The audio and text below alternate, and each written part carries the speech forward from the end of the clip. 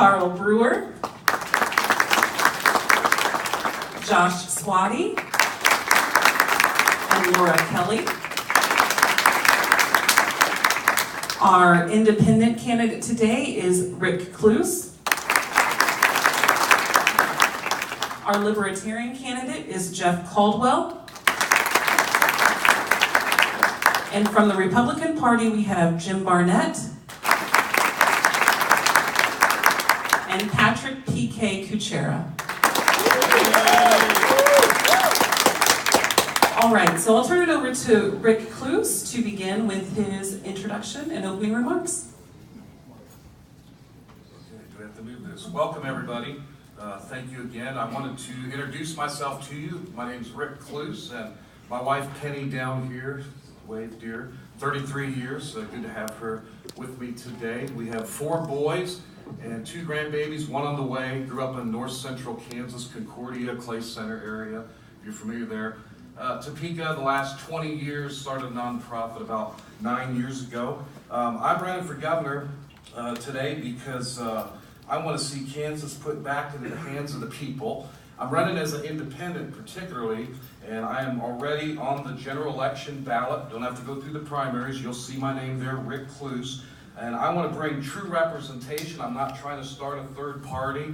I'm just looking for a middle ground. I'm not bashing the 2-party system. I understand we have to work with each other, and so I want to be really studious concerned with that. But finding common ground, not too far to the right, not too far to the left, and really honestly, it comes down to I'm the frustrated Republican that went independent, and that's why I'm running for governor. Thank you. Thank you, Rick.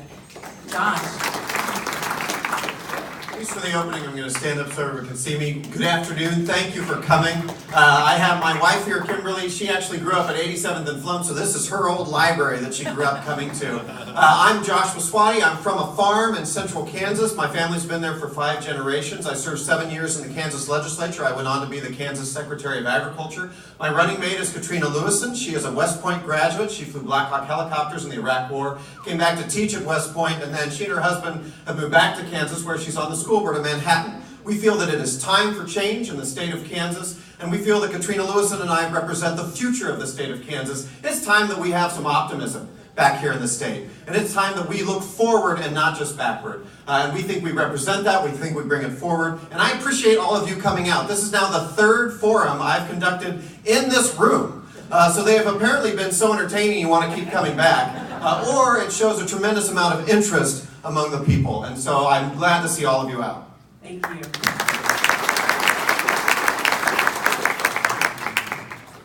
I'm Jeff Caldwell, and I live right down the street. I'm from Leawood, Kansas, and it's great to see all of you here today. It brings great interest to our race here, and the reason why I am running for governor of Kansas is because I actually had a group of people that don't even participate in politics come up to me and say, Jeff, I want you on the ballot this November. I'm sick and tired of the stuff that happens in Topeka, and it's time for us to make a real change. I've been involved in the Libertarian Party of Kansas since 2010. I've been independent-minded since 2006. So I've been politically active behind the scenes, and I've worked on multiple campaigns across the state. I've also helped draft legislation, and it's time for us to be represented in Topeka. It's time for the politicians to finally represent the people. Thank you.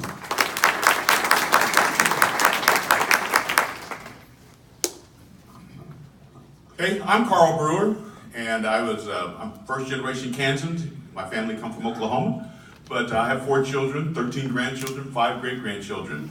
Lived my entire life here. I come from corporate America, is where I started out, the very ground floor as a sheet metal mechanic, and recently retired as an executive. I served in the military for 21 years, training soldiers to prepare them to go to combat. And then, not only that, but I served as mayor of the city of Wichita. Started out at the grassroots and was elected to the city council for 6 years. And then in the middle of the sixth year, I turned around and I ran for mayor of a very conservative community, largest city in the state of Kansas with a $600 million budget. And I ran and I ended up winning. And the second term I ran, I won with nearly 70%. I'm running because I have seen how decisions have infected our communities and our families. And it's time for change. It's time for change here in the state of Kansas. And myself and my running mate, Chris Morrow, who is also here from the small city of Gardner, is here to be able to bring about new leadership. Good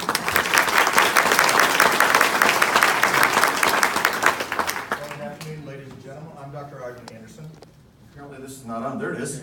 And I'm running for governor basically because I'm not a politician. I am a family practice doctor in Leavenworth and Lansing area. I live in Olathe. About a third to a half of my patient population is Medicaid. I have some homeless patients as well. I'm also a flight surgeon in the Air Force, a colonel. I'm still in. I have about another year and a half to go. I've been deployed 3 times. I've been gone during the wartime. I understand what it's about in order to have to address issues overall of society and also of our military personnel coming back. I know what PTSD is. I know what the suicide problem is. And I know how to address that, and I have to address that every day. And the thing about it is in order to be governor, you actually have to know something about some of the topics we have to address. Number one is healthcare. It is absolutely the number one issue in the United States today. In addition to that, we need to address the economy, we need to address education, we need to address the environment, all of those things, and you'll see my background is including in all those. Thank you.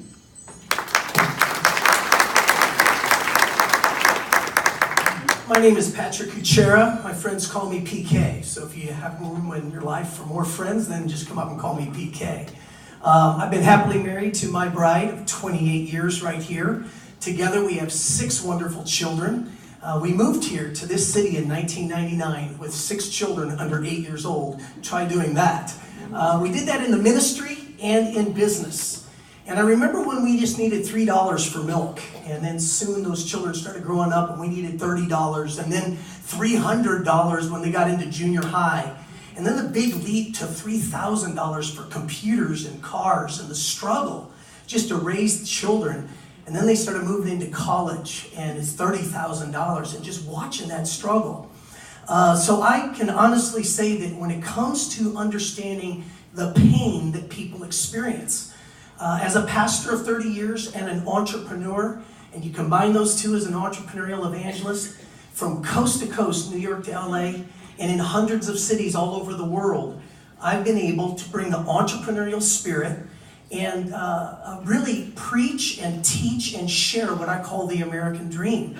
And I think the DNA of the American dream has changed. And I think we need to get back to 2 things. One, I think we need more of God, because I think that's what unites us. And number 2, I think we need more of the entrepreneurial spirit in both education and in our government. And as an entrepreneurial evangelist, that's what I look forward to doing.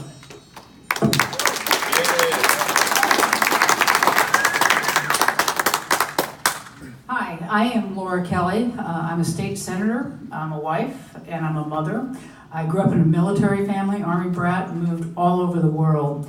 But 32 years ago, my husband Ted and I moved to Kansas because of the stellar schools and the good jobs and that strong sense of community. And my daughters both got a world-class education here because of the great teachers and the great schools. And that is exactly why I am running for governor. I want to make sure that every Kansas child has the same opportunity to succeed, no matter where they're from, no matter who they are. We've been through a world of hurt these past few years. Doesn't matter where you look. You can look at our roads, you can look at our schools, you can look at our healthcare, you can look at our economy. It's all been devastated. These 8 years of Sam Brownback and Jeff Collier have taken a huge toll on our state.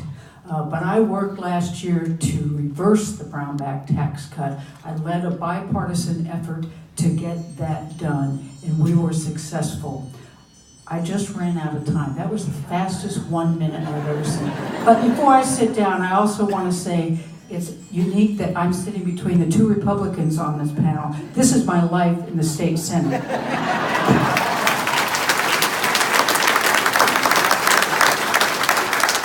I'm going to stay seated. I have a short cord and I don't want to fall in Senator Kelly's lap, but it's great to be here. That we love libraries and love librarians. I do want you to know I am the Republican alternative to Brownback, Collier, and Kobach. So thank you for your comments here. Listen, I want to really talk about my running mate in these introductory remarks. It's really important to choose someone that is correct on the issues and could step in at a minute's notice. I'm in perfect health, by the way. I'm a physician. I'm doing fine. But the individual I chose has been with me almost every visit over the past 2 years and knows the issues of this state. This individual has served her country well in some tough spots, Bosnia, Afghanistan, Kuwait after the Gulf War, in the capacity of Chief Operating Officer of U.S. Embassies, expertise in management and efficiency in government, and frankly, government went off the rails in the last 7 years. Rosie, thanks for saying twice to be my wife and my running mate in the very back over there. Time's up. Thank you.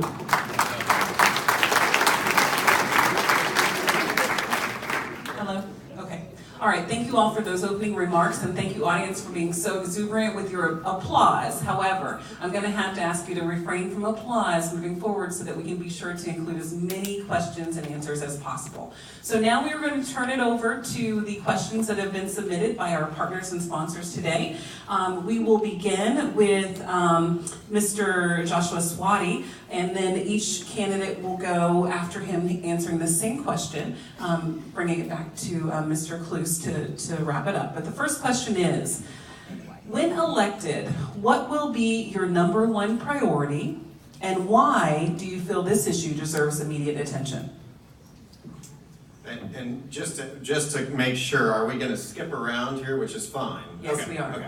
All right, so #1 priority, this state has to begin turning around in terms of how we perceive ourselves. We know we're financially unstable. We know we were close to bouncing checks at the end of fiscal years. We know that we have to get our schools and our state agencies back to a place where they serve and function for all Kansans, but we can't do that.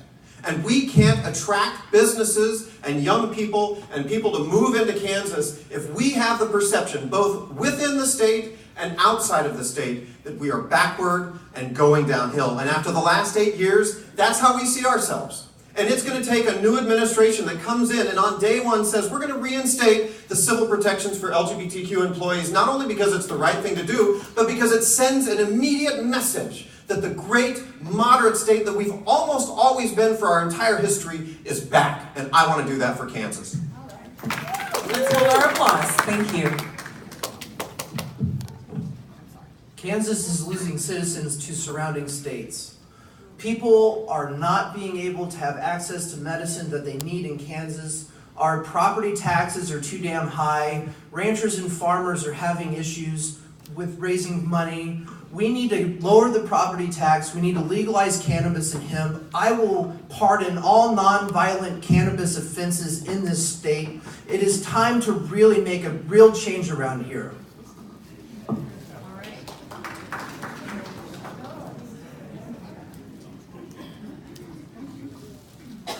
My first day of business is to go back and to reevaluate what we actually have as far as revenue that's actually coming in and balance the budget.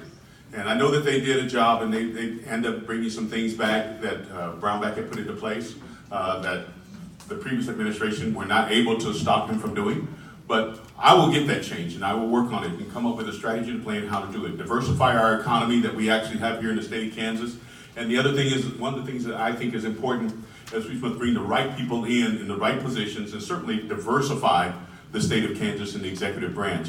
But those are the things that I would make a #1 priority along with education, because if we invest in education, we have revenue, we're making sure the children are getting educated, the teachers are getting paid, then that's where our success starts come in diversifying and bringing new types of businesses and opportunities here. You can keep the 10 seconds. Well, pretty much the state sets the first priority for the governor when he or she gets in, and that is the budget. And the education, of course, is a very important part of that budget. So I'm going to move on. My first priority is the #1 priority in the country, and that's a healthcare overhaul. Right now, we spend 2 to 3 times what every other country does. And I can tell you as a physician who sees Medicaid patients on a regular basis, the system is broken. But we have to change the culture. And part of the culture change is we have to look at the Senate Oversight Committee, whose all their members get funded by the insurance companies and some of Big Pharma. That's a culture change we have to make in order to overhaul healthcare in this country. The only way we're going to improve healthcare is get a cultural change. And only physicians who take care of the people, particularly in the lower socioeconomic area, understand what's broken, what does and what does not work. So as an entrepreneurial evangelist, my whole goal in life, and has been for decades, is to help people experience a revival of revenue. It's what I needed for my family, myself. And Kansas needs a revival of revenue. How many of you know that to be true? The whole state does. Agricultural communities know that. School systems need that. And so there's two main priorities. One's internal, one's external. The internal motive I would have is we have tens of thousands of people. Your organization is only as good as the people. The first thing I would do in the first few days, and maybe even the first week or two, is evaluate the tens of thousands of civil servants that I could meet with that make up the working source, the resource of Kansas. Motivate, inspire, and elevate their thinking. They're the ones that serve all of us, and I think we get higher productivity there. Secondly, I'm on the advisory board of the World Chamber of Commerce. We have consulates all over the world. Using big data analytics, I know the companies and the CEOs that really need to be in Kansas. They just don't know it. Somebody needs to go out and sell Kansas, and I would do that.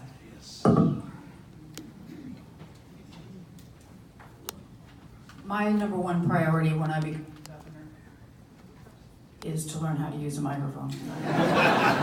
And then it is to invest in our education system. You know, education is our largest economic driver, so not only is it important to invest in our young children, our early childhood, K-12, our career tech ed and higher education. Without those kinds of things, we cannot attract young people, we cannot attract businesses, we cannot keep our own people here. So that is the number one thing that we'll do. Two, I will work to rebrand Kansas. We have suffered our reputation hurting for a long time now. We have got to change that so that Kansas becomes an attractive place for people to move and people to stay. And I will become an ambassador for the state, letting people know what we're doing, how we're changing, and why they ought to come here. Thank you very much. The most important job for the next governor of the state of Kansas is to get our economy growing. We actually contracted last year.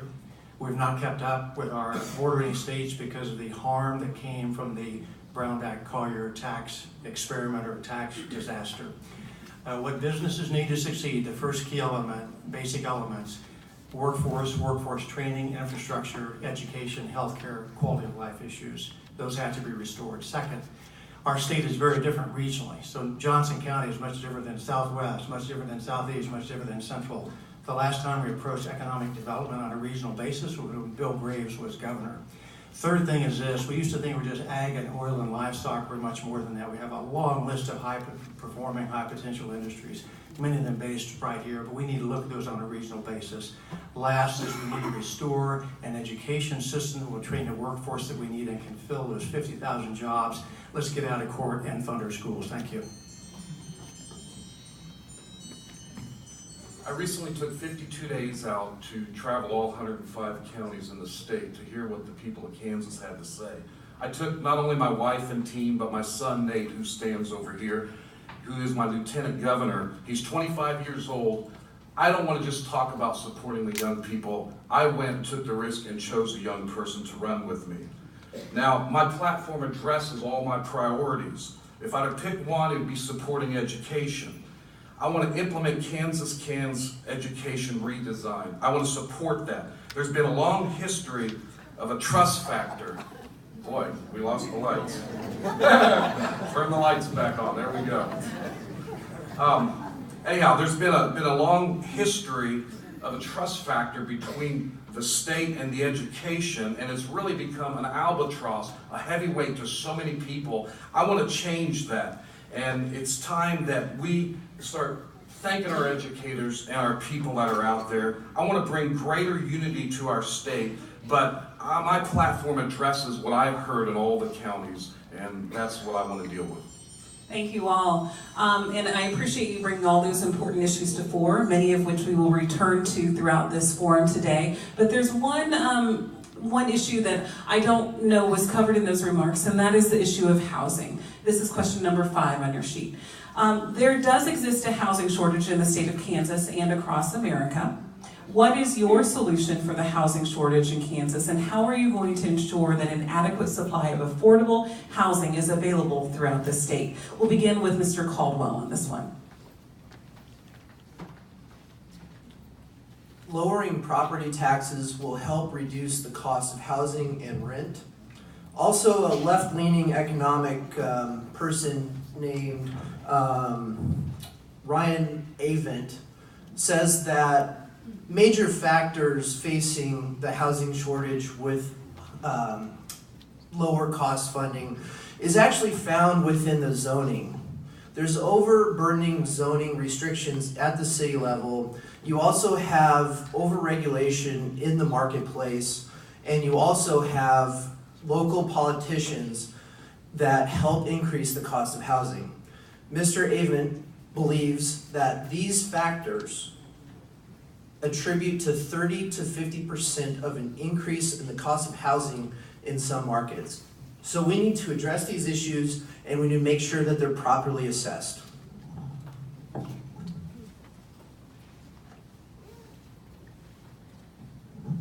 As being a former mayor, I've had an opportunity to address housing in Wichita and larger city. And one, making sure that everyone had an opportunity to be able to purchase homes and make where it was affordable. And those that were in low income, find ways for them to be able to have some form of home ownership. And so in doing that, you have to come up with innovative ways. But as a leader in that particular community, it was my job to go talk to the lending institution and the banks to talk with them to come up with a reasonable way and a fair way to be able to help them. And in low income areas, I came up with adequate ways of being able to invest what we call community development grant money, things of that nature, to help those in low income areas to be able to come up with that way in partnership with nonprofits, whether the CDCs or things of that nature, and getting them to be able to help individuals come up with home ownership and be able to do that around. And so as governor, that's my responsibility to address that issue entire statewide, is to create an environment where executive leadership is taking hold of the entire situation and working with the lending institutions and creating a helpful environment for them to be able to find lending and home ownership. Well, I can tell you all those ideas are very nice. I can also tell you as a physician who deals with a lot of Medicaid patients and people in the lower socioeconomic area, I can tell you it doesn't matter how much housing is, people making less than $1,000 a month are going to have a hard time buying housing, period. What we really have to do is address the income side of the equation for people, which means we have to do things about better paying jobs, about wages. We have to do something about the cost of health care. We have to do something about mental health care. We have to address those issues where their money is going. And less than $1,000 a month doesn't cut it. We have to improve the actual economy and the income of those people in those areas. And as I said, one of the first things we have to address is health care. Because these people literally are making a decision between, am I going to buy medicine today or am I going to buy food today? That's why they're on the street. So I agree with what you're saying, and I think the entrepreneurial mindset that is lacking in education, lacking in government is what is missing.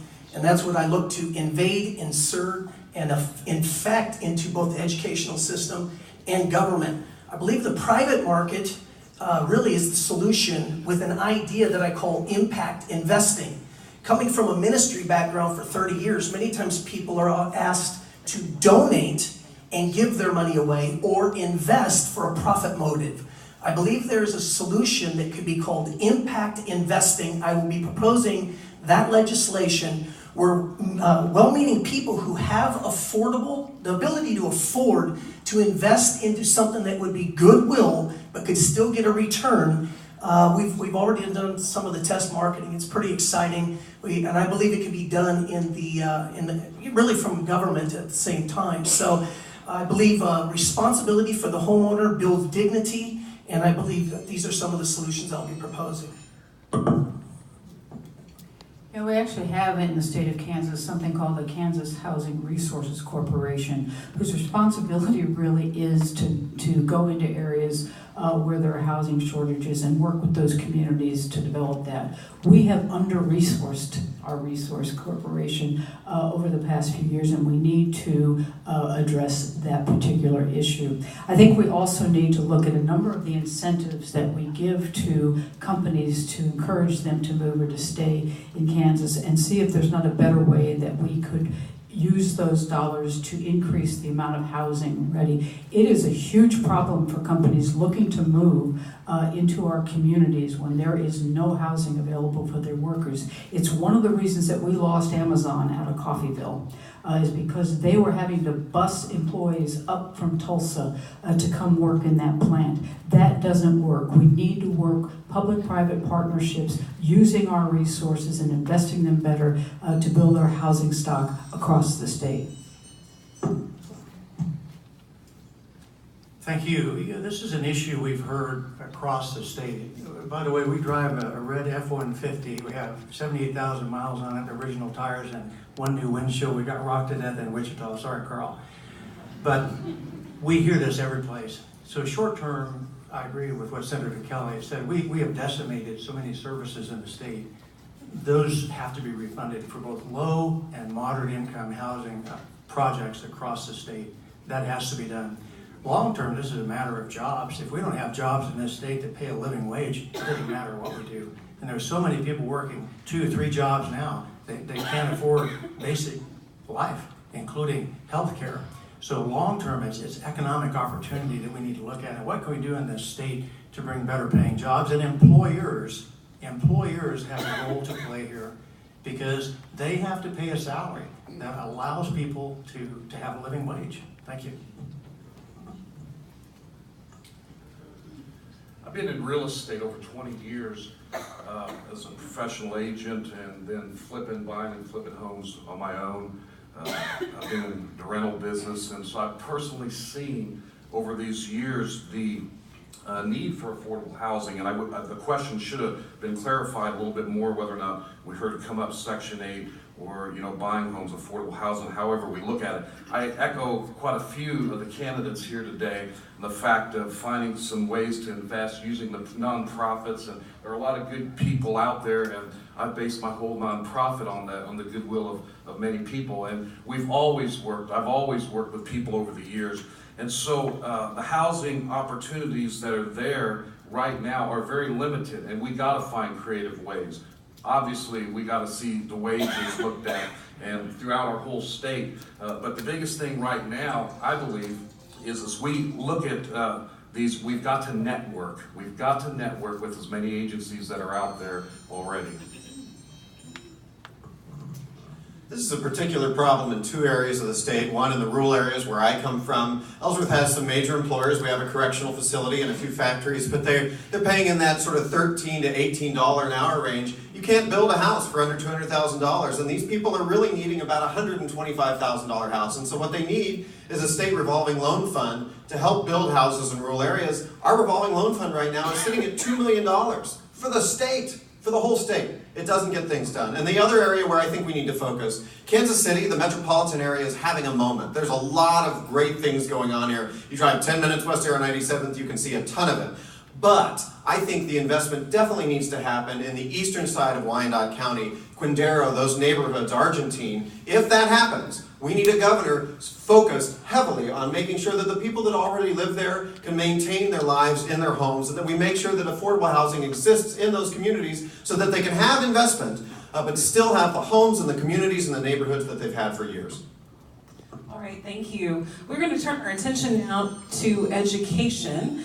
This is a topic that some of you all referenced in your opening remarks, and it refers to question number 9 on your sheet. There is also going to be a little bit of an amendment to that question based on an audience query. So the question begins, how do you plan to handle the underfunding of the Kansas public school system? And how do you ensure that the solution won't result in an increased tax burden on poor and working families in Kansas? The amendment to the question involves the consideration of a constitutional amendment. to prevent judiciary involvement with education. The audience is wondering if you would support such an amendment. So we'll begin this question with Mr. Brewer. And for the candidates, as you're answering, we do have some people who are listening outside of the room, so just say your name before giving your response so they can know who to attribute the remarks to.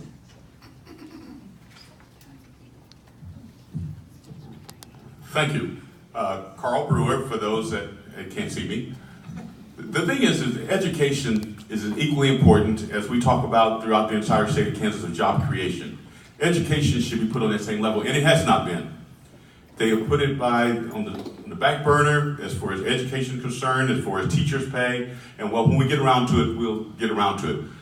As you've heard me say, and I've always said and believed, is that education is the number one priority. If we have educated, then we have a skilled workforce. We have a skilled workforce, then we have everything that's in place to draw businesses and new opportunities to the state of Kansas. And we don't have to give as much to be able to get them to come here. They're going to come to where the brain power is at. So in doing that, I believe that that's very important for us here in the state of Kansas. We must make it a priority. I know that they've done a great job when they came back and said, okay, $5.50 million, $500 million, but that's not enough. That $9.7 to $2 billion was the right figure just to break even, and then come up with a strategy and plan on how we're going to pay these teachers and educate these teachers. And I do believe that we need to have a judicial system that's in place to make sure that there's someone, when legislators don't want to do the right thing, that can push them to do the right thing like they have just previously done. And Mr. Brewer, really quickly, your support or lack of support for a constitutional amendment to prevent judiciary involvement with education? I don't support them being able to get away from the courts, and we should have the courts in place to be able to encourage our state legislators to do the right thing. Thank you. Hi, this is Dr. Arden Anderson. No, I do not support a constitutional amendment. I think that's a cop-out for taking care of business like you're supposed to. Relative to the funding issues, we know that that's the same question you could ask about infrastructure, about capers, about healthcare, about every other thing in government. What are we going to do about the underfunding? Because that's been a rash problem here in the last 8 years. And it's always going to be a question for us. So really what we have to do is look at equitable revenue sources and finding where that money can come to that doesn't penalize the least capable of doing that. So property tax is a problem, particularly for our inner cities, for folks that are retired, as well as farmers. So we need to look at other revenue sources. What are those? Well, perhaps we need to look at medical marijuana. It's not a panacea, I didn't say it was, but that is a possibility of bringing in revenue as opposed to it going out. We need to look at more tourism, and we got to build the economy so that we actually get more overall revenue from people working. The Kansas Supreme Court is unelected by the people, and I believe a foundational principle of the United States of America is there is no taxation without representation. If I'm elected governor, I would get the Kansas Supreme Court out of making that decision. I agree with you. I believe that state legislatures should be able to do that on their own. Secondly, I believe there are states that have better best practices than the state of Kansas. Quite honestly, they do it with less money and they get better scores. We need to look at what they're doing and why we're not. Thirdly, I'm changing the question on education.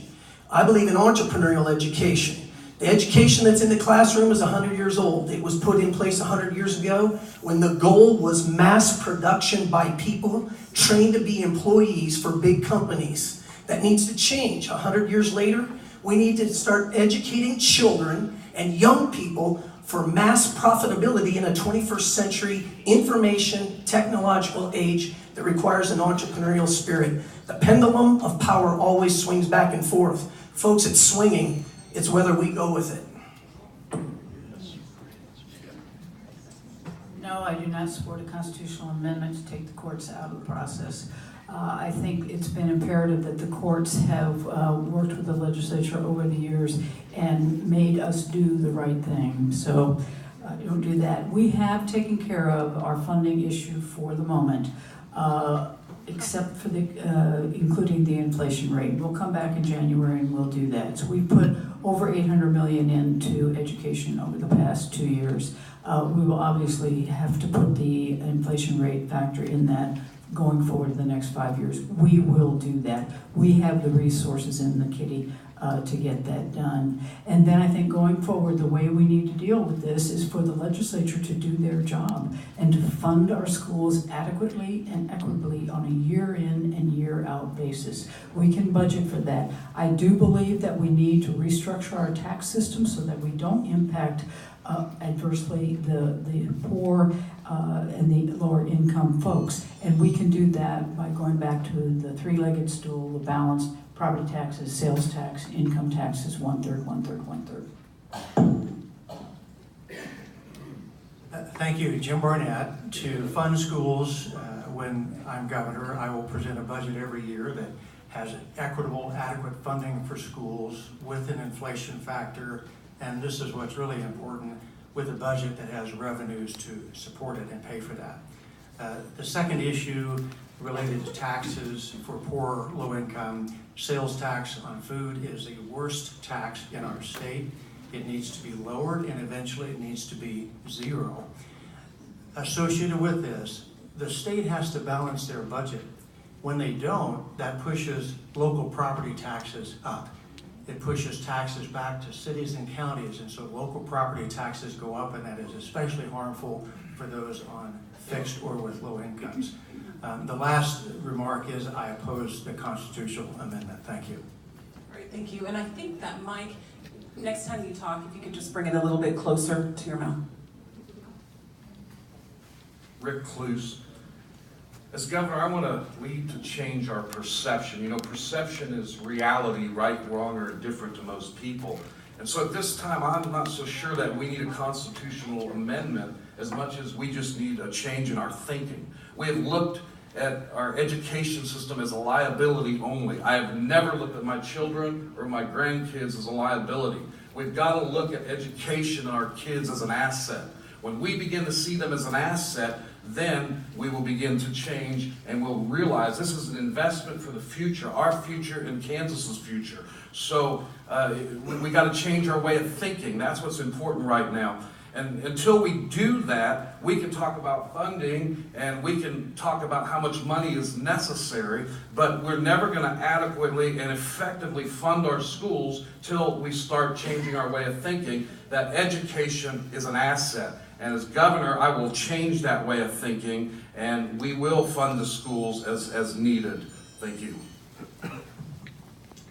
I do not, Joshua Swati, I do not support a constitutional amendment. There were 1,500 teacher vacancies at the start of the school year last year. We passed a constitutional amendment. We sent a giant message to every teacher outside of the state of Kansas that this is not a place they want to come to. We can't afford to do that in Kansas. I think the legislature passed a good bill last year. It's a start. We know schools need more money, but it's going to take time as the economy improves. The other thing we have to do is rebuild the pipeline of young people that want to choose teaching as a profession over a lifelong career. That includes paying them well. That includes bringing back due process. And that includes being an administration that respects the institution and that career calling so that they know this is a stable place for me to invest my life and my career. We absolutely must do that as a state of Kansas. And I think you'll start to see education get improvement. The other thing I would say, Rick Cluse mentioned this earlier too, there is a Kansas redesign in the classroom going on. My brother is the head of the English department at Liberal High School. He's the lead teacher there on that. This is a good thing for the state. It's happening right now, and we are rethinking about what the classroom of the future is going to look like. We need to get behind that and support it. Jeff Caldwell. I have a plan to bring more revenue into the state for school funding, and it's through nonprofit organizations. And so I would like to see if the Supreme Court would support this, and if they don't, then we have to address whether or not they should be telling us what kind of funding is adequate. With that being said, we passed a funding increase that is over $500 million, and the politicians in Topeka did not tell us how they're going to pay for it. The quote that is being used is an improving economy is going to fund it. I believe that if we legalize tax hemp and cannabis at a free market level, then we would actually have the ability to potentially cover the costs. So that would prevent higher property taxes, and I would also like to see an abolishment of food and water tax. That is a huge That prevents us from feeding our families. That's horrendous. All right, thank you all. We are going to turn to question number 4 on your sheet, which is related to immigration. The state of Kansas is currently sharing data with the Immigration and Customs Enforcement Agency, known as ICE. This often results in the detention and displacement of hardworking, contributing members of our community and their families. As governor, how would you address this matter? We'll begin with Dr. Anderson. I'm Dr. Arden Anderson, and the issue of immigration, of course, is a very contentious issue, unfortunately. And I think that it's one of those things that has been building for quite some time. And what are we going to do relative to being governor? Well, the bottom line is the governor is bound by law. And so as much as people want to say, well, I'm not going to do this and I'm not going to do that, guess what? We're bound by law. We take an oath. We have to follow the Constitution. Now, that doesn't mean that we step outside of that and we give more information than we have to. Trust me, the federal government already knows all this information. And as a military officer, I can tell you, you'd be surprised how much information they already have. So yes, we need to protect people. We need to make sure that people are not unduly targeted. That's a human rights issue as well. It's not just an immigration issue. It's a human rights issue. And we need to make sure that we take care of those basic needs. PK here, as a minister for 30 years and traveling the whole world. All you have to do is check out me, Google me, and you'll see that I've been with people of all ages, all races, all religions, everywhere. Anybody who knows my home knows that my home is a revolving door of all people, all ages, and all races. I'm not a typical conservative or Republican from that matter. If somebody comes to my home, I usually invite them in to eat. It's not uncommon for people then to spend the night and even stay a few weeks or months. It happens all the time. Everybody who knows my family knows that.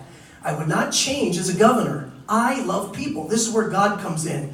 God made us all. He made all the people of all ages and all races. With that said, I agree with you. As a governor, we have to enforce the laws. But when people come to my home, whether it's to eat or stay, they have to knock. They don't just walk in. Same with our nation and our state. If I am governor, I will enforce the law, but my heart is I love people, and we need to treat them right. Frustratingly, we all know that this really is a federal issue that needs to be dealt with comprehensively on the federal level. I have been saddened by the deafening silence coming out of our governor's office in relationship to our congressional delegation. Neither Governor Brownback nor Governor Collier have said anything to Kevin Yoder and all the other folks back there, telling them to get on board and to do what's right for Kansans. We understand that our economy depends a lot on this immigration labor, and if we lose it, we lose whole communities. We lose a whole region of our state. That we must stop that, and we have got to have the cooperation of our congressional delegation. And as governor, I will be on their case all the time, having them work for us, not for whatever special interest they're representing back in Washington, D.C. We need to get this immigration issue settled once and for all. Jim Ornette, can you hear me now? Okay? Yes. All right, thank you. Sorry about that earlier. This is shameful. This is a state that I used to think valued children. One of our number one, if not our number one priority in this state was to educate our children. And we know what happened in education, that's history, but we failed on that issue for quite a while. To separate children, like has happened on the border, is shameful. Those are not the values that Rosie and I represent. Those are not the values of Kansas. So, yes, we swear to the Constitution. Yes, we support our laws, but this is a mess. This is not black and white. It's gray. It's a friggin' mess. So we'll do the best that we can, but we will be humane. Thank you. There's an old saying, who is my neighbor? And when it comes to immigration, what I've heard as I've traveled the state, especially in western Kansas, from our farmers and ranchers who employ so many undocumented immigrants, is that they become family to them, and that we've got to find a pathway to citizenship, something easier, something quick. We can't just throw down laws and then expect people to fulfill that law if we don't have a way to fulfill that law. So we've got to have an easier pathway for people to obtain citizenship. And I echo what Dr. Barnett says. I too hold up to the law and the Constitution and so forth in the state of Kansas. But we've got to look at the humanitarian aspect as well. And so who is our neighbor is a question we've got to ask ourselves today. And then how are we going to take care of that neighbor? And what are we going to do to make the pathway much easier and sensible to the people that are out there, and to the hardworking, nonviolent, undocumented immigrants that are out there? Thank you. Joshua Swati, many of these are children. My brother teaches children that go to school for 8 hours a day and turn around and work an 8-hour shift at National Beef. This is wrong. Now, much of it is federal. We can't do a whole lot here, but there are things we can do. And when I was in the legislature, one of my proudest accomplishments was that I helped pass in-state tuition for children of undocumented immigrants, the Kansas Dreamers, giving them a bit of hope that they could climb out and continue advancing themselves. I also voted to allow us to give a sort of modified driver's license for people here without proper documentation so that they could obtain car insurance and drive on our roads legally. We were trying to do everything we could to work through the system that has been so rightly said is a mess right now, because it's got to be fixed. These are hugely important individuals to our economy, to our communities. These are our friends, these are our neighbors, and this is wrong. Jeff Caldwell. It is abhorrent that it takes at least 25 years for a Mexican to become an American citizen, and that's if they even get approved to come to the United States. That is horrible. As governor, I would work with the federal government in order to help bring about change with our immigration policy. I fully support Ellis Island style immigration, background check, security check, disease check, done. It doesn't take that long to do that. We need to bring more people to America, and we need to stop telling the countries around the world that we're going to bully them out of our country. I'm done with that.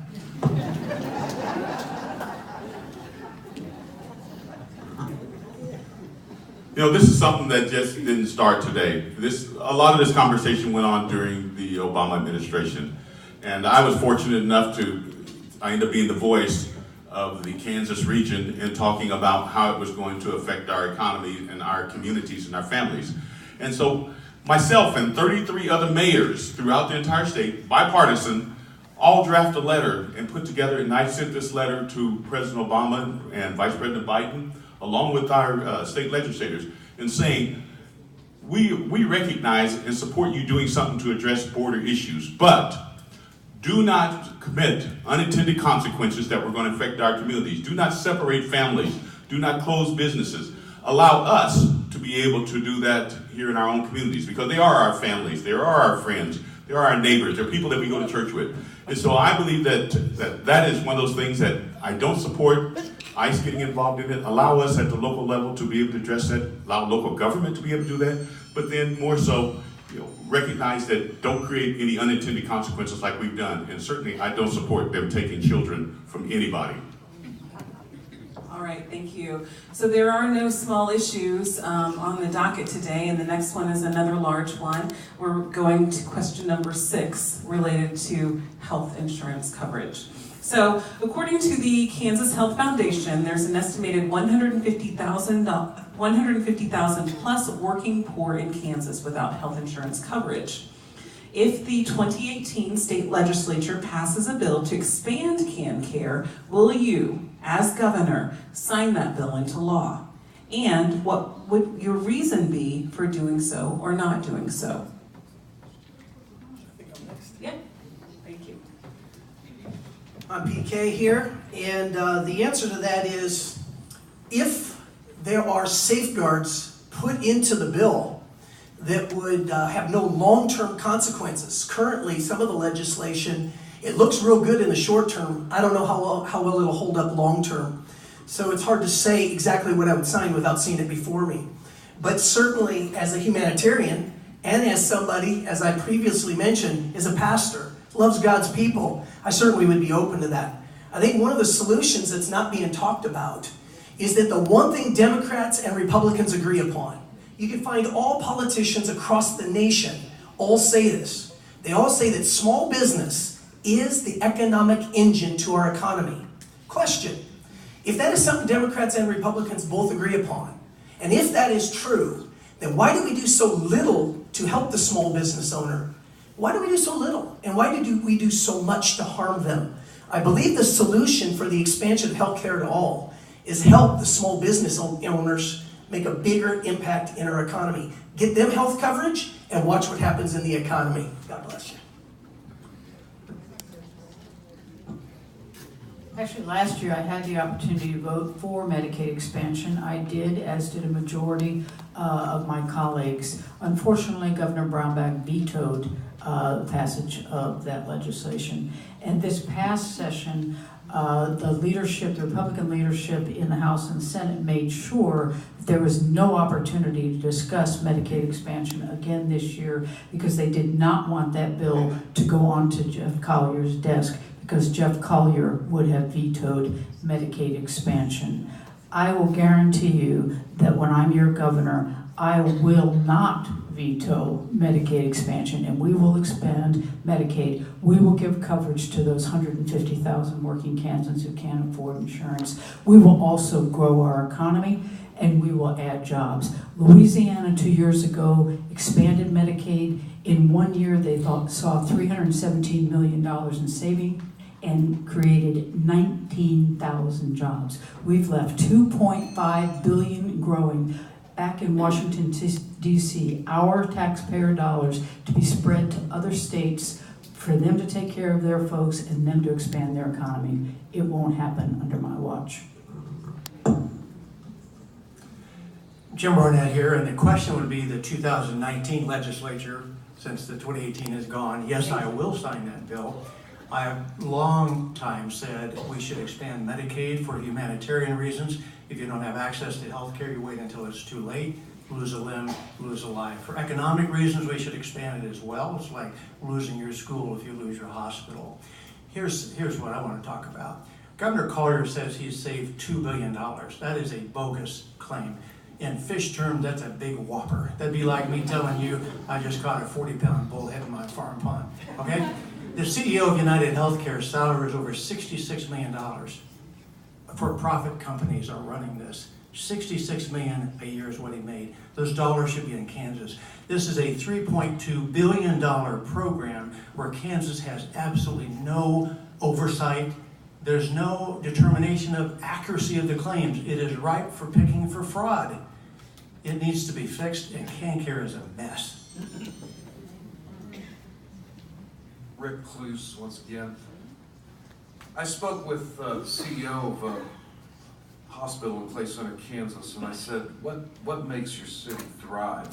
And he said, Rick, we have the best education, and we have great hospitals and nursing homes. As I traveled the state this past year and the year before, I heard it over and over and over how so many nursing homes couldn't wait to get reimbursement, and so many are on the verge of closing down. And so I want to echo what Jim Barnett and Laura Kelly say. I agree with most of what they've said today. And the American Cancer Society survey, I found this the other day, said that 82% of Kansans want this. So yes, I would sign a bill into law, and I support that. To the small communities, it's our economic drives. You get rid of the hospitals and nursing homes and our schools, and you'll see how quick rural Kansas dies out. Now, urban areas, I think will feel the effect as well. Now, we have a lot more businesses and industry, but we got to look at the state as a whole, 105 counties. Thank you. I would absolutely, this is Joshua Swati, I would absolutely support expanding Medicaid. 87% of the $2.5 billion that we've walked away from would be going to children and seniors. And on top of that, it not just goes to serve them better, but it goes to the providers providing those services who are not getting reimbursed right now, but most of them are providing the services anyway because they're good corporate citizens in their communities. We have to get them the reimbursements that they deserve. On the other side, though, I do think this state needs to look hard at the people in the middle. My wife and I self-insure because of the farm. Over a 3-year period, we've had a 105% increase on our premiums. This is unsustainable. Our premiums are now more than the mortgage on our home. We have to find a way to give more leverage or a collective pool to the people in the middle of the system because they're getting squeezed. They're the ones without any leverage right now. The state can't do a whole lot about that because it's a federal issue, but we can create combined risk pools to try to get them some level of leverage and slow the growth of those premiums year in and year out.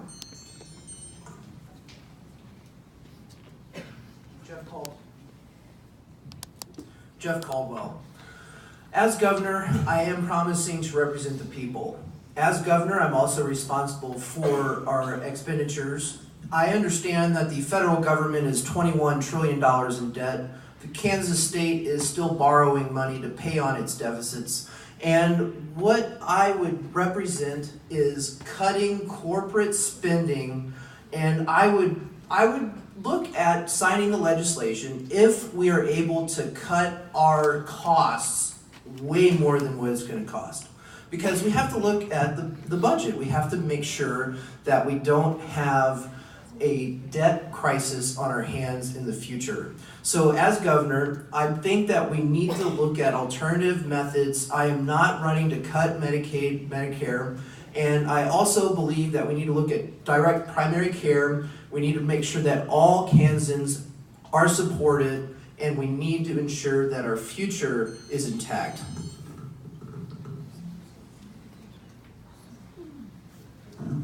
Oh, Carl Brewer. I certainly support expanding Medicaid, and I come from the largest city in the state of Kansas. I've seen individuals that may have done well for one part of their lives, and tragedy actually happened and created a bad position for them. I support it. And as governor, I'll make sure that it's actually signed off. It come to my desk, and senators send it to me, you can be assured I'm going to go ahead and sign it. But if I don't see that it's headed my direction, then there'll be questions asked under my new transparency policy and making sure you know what's going on, that the people that you have elected are not wanting to send things that are affecting you to my office for us to be able to sign off to make sure that you have a better quality of life.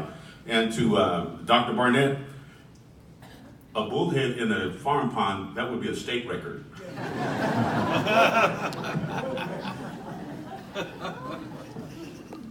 I'm Dr. Arden Anderson, and yes, I will sign that. However, I will not stop there. There's only 2 of us up here that have ever seen any Medicaid patients. I see them on a regular basis, and every day, no doctor, this is not medically necessary. No doctor, that's not medically necessary. We spend $8,700 per person. Laura said that Louisiana converted. They only spend $5,900. What's happening to that other money? Well, as Dr. Barnett said, it's going towards corporate profits. We have to turn over that culture. I know how to do that. I deal with that every single day. I've traveled around the world. I've been involved with the military, in other healthcare systems. We can cut that cost in half. Australia spends $4,300, it's $8,700 per person here. So we cut that in half. How do we do that? We deprivatize it, we reduce the drug costs. Yes, there's going to have to be some legislation. We got to unhinge the Senate Oversight Committee who's getting paid by the insurance companies for their campaigns and drug companies. And then we have to cut lab and radiology. That's how we actually cover 380,000 people, not 150,000. All right, thank you. The next question is one that's on your sheets, and it's also one that has come up through audience submission. This is related to diversity. Question number 8. Currently, there is not much diversity within the governor's cabinet. What will you do if elected to ensure racial, ethnic, and gender diversity among your cabinet appointments? We'll begin with Ms. Kelly. And talk about diversity, it's not lost on me that I'm the only woman running for governor. It's not lost on me that women are often underrepresented in the political process. I obviously have every intention of changing that, but I'll go much further. You know, I have lived a life full of diversity, no matter where I lived in this world. You know, I have worked with and partnered with folks of all different sorts. And I understand the importance of bringing people of different backgrounds to the table to have the conversation. There is no way that we can craft policy that will work for people if they don't have a voice. So you can rest fully assured that everyone will be included in a cabinet of Laura Kelly and in our agencies. We will drill down deep and ensure that every Kansan is being represented through our administration. Thank you, Senator Kelly. I appreciate those remarks, and I do appreciate the gender balance you bring to the ticket. I really do. And I just want to echo what you just said. It is extremely important that we have an administration that represents the look of Kansas. And if we don't, something's wrong. It can't just be a bunch of old white guys, okay? Now, don't look at me and think I'm an old white guy, but I'm only 63, all right. You know, there are other issues where we should, I think, broaden that. Young people. We raise, educate so many great young people, and then many of them leave. We need to have them represented in our administration as well. I also want to say that the LGBTQ plus community should also be represented. And I'm a little bit off topic, but I support returning that executive order to the state, and I'm okay with that. Thank you. Yes, go ahead. Rick Cluse. My whole life has really been about public service and working with people, different backgrounds, faiths, and ethnic groups. From the beginning of my campaign, I've said this: I'm going to listen, learn, and should I have the opportunity to become governor, empower the right people in the right places, and that includes anyone. And so my current team, I couldn't do what I've been doing for the last year and a half without the team that I have that runs things for me. It is already diverse, so nothing new. So when it comes to cabinet appointments, nothing new. It's just where my heart is, and it's about the people. That's why I'm running independent. We've got to be about the people and put Kansas back into your hands. Thank you. Josh Spike, you know, this is one of those questions that everybody always says, well, I'm going to be as diverse as possible. I mean, I can't imagine a candidate saying, you know, I'm not that interested in diversity as I build out a cabinet. But it's about what you do. I mean, you have to measure what you do. And so no one's giving hard, concrete examples of how they're trying to build a campaign team, which is generally going to be the team that ends up helping run government if you win, that's diverse. We have several members of our regional coordinators that are African Americans. We have several members that are Hispanic. And we are actually majority women in our regional coordinators across the state. The young Hispanic that runs my office out of Liberal, his last name is Diaz de Leon, which is Day of the Lion. And I keep saying, Josh, when you are ready to do something political, you've got the greatest last name I've ever heard. That is awesome. There's awesome power there. But it's about building a team that reflects the state of Kansas. And I know we all say it, but I'd be really curious if everybody stood up and said, okay, this is exactly who I have on staff.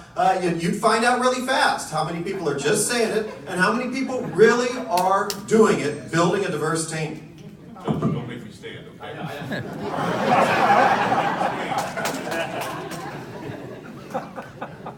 Jeff Caldwell. I do have a diverse team myself as well. My lieutenant governor is Mary Geralt, and I have a few females on our team as well. It's a smaller team than what Josh currently has. We are currently expanding, but it's about half and half male-female.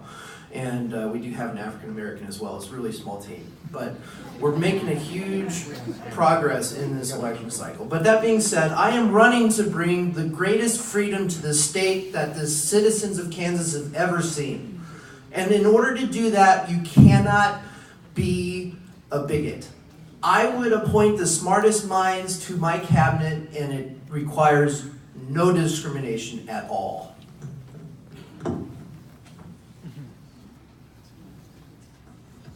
Now I'm standing. I'm Carl Brewer. And I'll tell you, that's the only way that we're going to be successful. And this is about bringing change to the state of Kansas. I have not seen for years, even during the time frame that I was mayor, that we had clear diversity in the executive staff here in the state of Kansas. Under my administration, you're gonna see that. When I became mayor of the city of Wichita, the largest city, I brought in diversity. I brought in diversity from every various different race that you can possibly imagine to include the LGBTQ community and making sure that's how we were successful. As governor of the state of Kansas, I will make sure that that executive committee, not lower level management and try to say that, okay, they're part of executive. No, they're not. We're talking about decision makers will be part of the executive team. It will be diverse. I can assure you, because my past practice, my past record, and even as a company commander in the military, I had it. And that's what we will have here in the state of Kansas, and I'll make sure that that does happen. And it'll be the right people. I'm Arden Anderson. Diversity, I think, is really an important issue, and if you happen to take a look at my practice, which I've had for over 20 some years, I have a great diversity of patients. Some of the early folks in my practice were trans and LGBTQ because I didn't have the prejudice of looking down on them. Many of the people that are involved in my campaign are lower socioeconomic minorities, because that's one thing that people haven't talked about as far as diversity. There's also a diversity of profession and a diversity of economic status. And one of the problems that we have in our country today is not just a racial divide, but a socioeconomic divide. Because those folks that are at or below the poverty level don't feel like they are represented. They have a say. You'd be surprised how smart a lot of them are, how they understand how to operate a household, how they understand how to survive in today's economy. A lot of great answers here. I was wise. I chose a lieutenant governor, Patricia Wrights, a woman, an engineer, all visionary leaders that are entrepreneurial and innovative and creative better surround themselves with engineers. So I'm proud to say that from that diversity checkbox, we did it because that's the way people think. But I would assure you that most of you, or a lot of you, have never heard of PK. Go to meetpk.com. It's not my governor's site. And you'll see 30 years of diversity that you might not have ever seen before. Because you teach what you know, but you really reproduce what you are. It's not something you can fake. The question was, how would I be intentional? I wouldn't have to be. Check my cell phone records. I take calls from all over the world every single day. I would match my phone records and the friends and the family and the people of all ages, all races, all income levels as my daily lifestyle. If I was put in office, my administration would reflect that with joy and pride. Thank you. The next question is not on your sheets. It's one that we have received multiples of from the audience, and so here we go. So this is, what is your stance on the legalization of marijuana? Recreationally, medically, or otherwise? Jim Barnett, I get to go first. Thank you. This is the most, can you hear me all right? Yeah. Good. This is the most common question we get on the campaign trail. And it was from the very beginning, and it's not just from young people, but it goes across the spectrum of all ages. So I'm not surprised. First of all, it's a little bit off topic, but I support him, agricultural him. For many reasons, we should be doing that. I think it's time for the state to look at medical marijuana. I've been practicing medicine 36 years plus a few days now, and always trying to figure out how to help people. And sometimes you look outside of the box. So I think the state's ready to look at that, and if the legislature goes through a deliberative process and puts a good bill on my desk, I will approach like any bill on a science-based approach. But I think that's what the state's ready to look at right now and go ahead with. Thank you. Rick Cluse, and when it comes to marijuana, let me just say this. I served as a police chaplain and a hospice chaplain for combined about 9-10 years. And working in hospice, I see the need to allow in end-of-life care marijuana.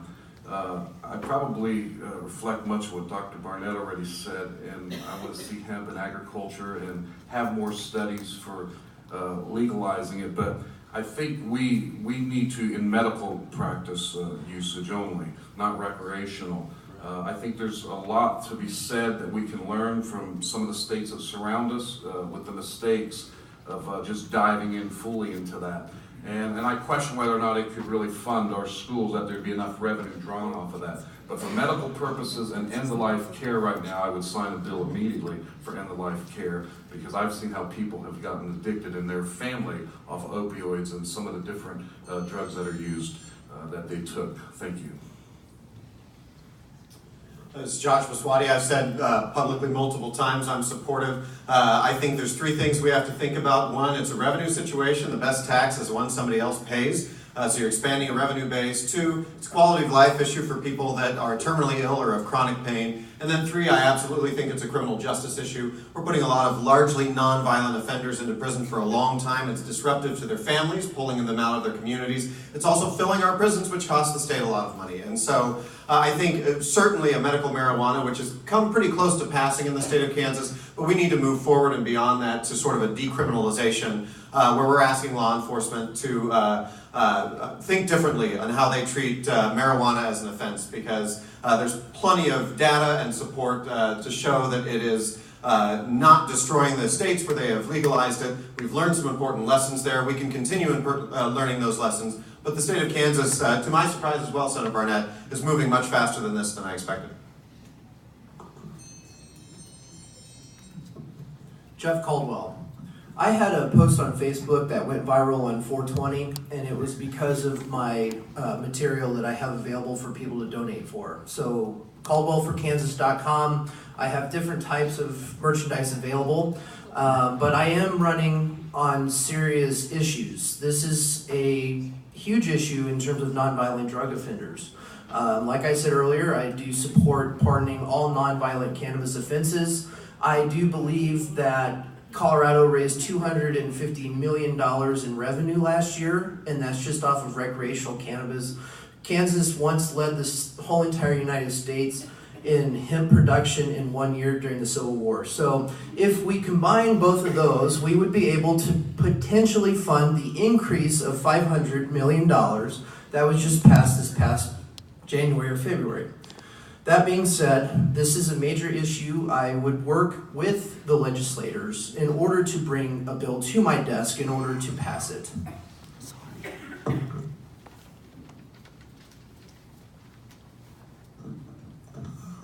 Well, I'm on public record as saying that, one, I support the legalization of marijuana.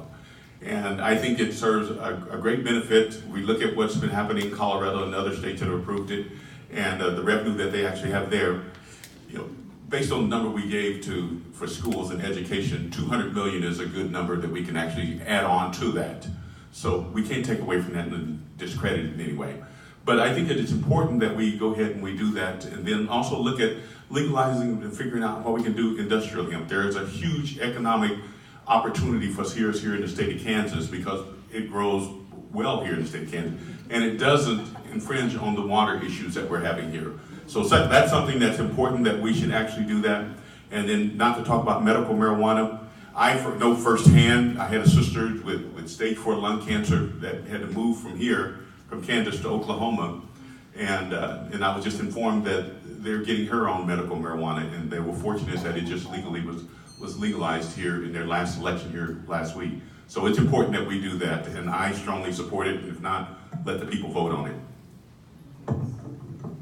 I'm Dr. Arden Anderson. Yes, I do agree with medical marijuana.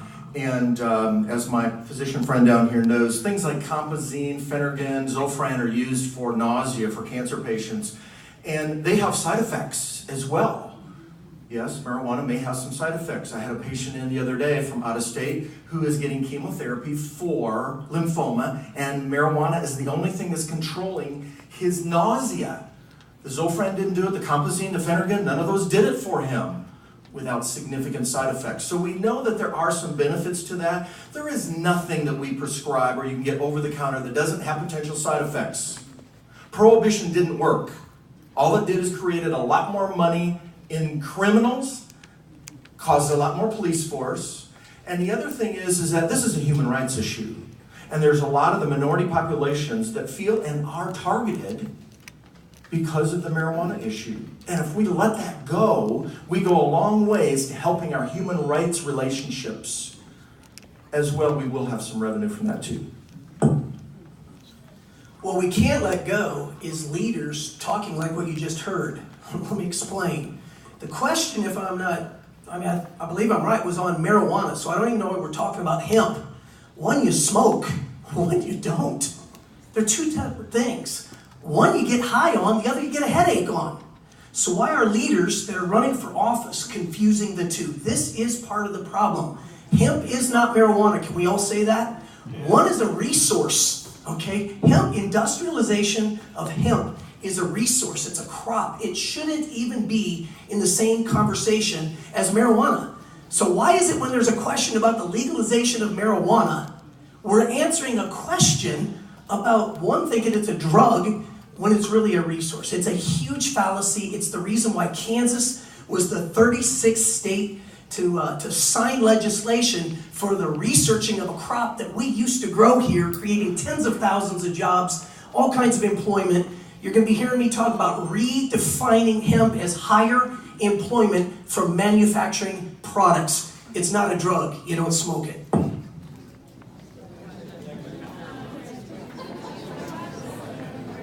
Quiet, please. Okay.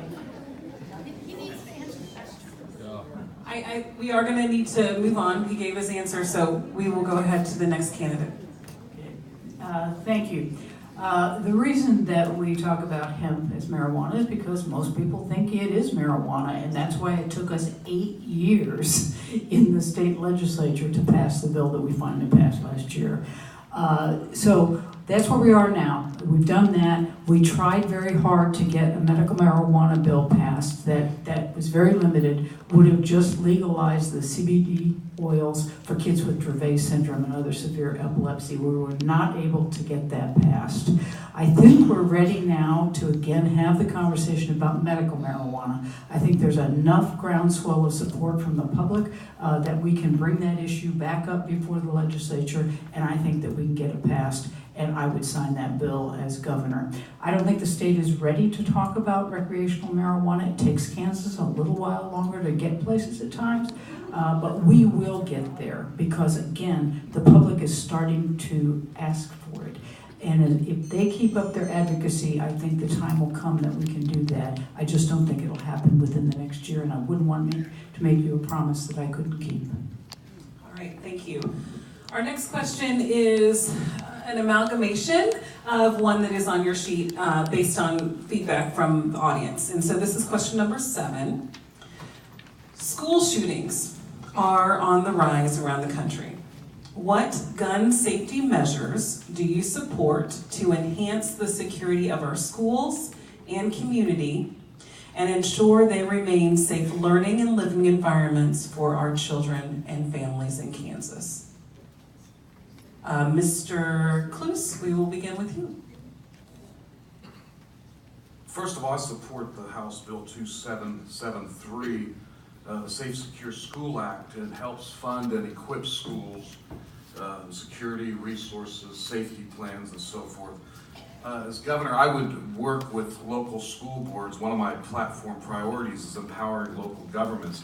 And traveling the state, 105 counties, I've found that people are a little different in different areas and regions and how they perceive this. I talked to over 20 superintendents concerned this with many educators. And so I think we need to give the power to local school boards, mayors, and law enforcement agencies what's best for their community schools and how we actually handle it. But I do support the House bill, and I do believe that we need to get something done, and we need to do it now. Thank you. This is Joshua Swati. So my mother-in-law retired from teaching at Shawnee Mission West, and I always tell people she is the last person I would ever want to have a gun in a tight situation. She would be the first person to say that as well. She was trained to be a teacher, not to make those split-second decisions that are so difficult if that situation ever did arise. We used to, in Kansas, have pretty sensible gun laws. Unfortunately, most of those were erased over the last 8 years. And once they're erased, it's extremely hard to get them put back in place. But particularly to schools, I think we need to focus on what those school districts are asking for, absent and away from any conversation about arming teachers, because that does not enhance the security of schools whatsoever. Enhancing security is about focusing access to school through particular doorways, and then making sure we have student resource officers that are there, or school resource officers that are there and present in the building. But those are questions that the school board brings forward, and the state just makes sure that we need to fund them. Jeff Caldwell. One major aspect that I disagree with Brownback on is he cut mental health. I think that's something that we need to address as a state. I think with the budgetary cuts that I plan for by eliminating corporate welfare, I think we can address this issue. That being said, I would also work with the local conglomerates within the state in order to get feedback on what they would prefer. There are people in the western half of Kansas who would support arming teachers. That should be their prerogative. They should be allowed to do it if they wish. They should not be forced to do anything they don't want to do. That being said, in Johnson County, they do not want to arm teachers. They should be allowed to secure schools how they wish. With that being said, they should be able to have the highest quality security levels of all entrances to the schools. We need to make sure that there is no way that a school shooter can get into our schools.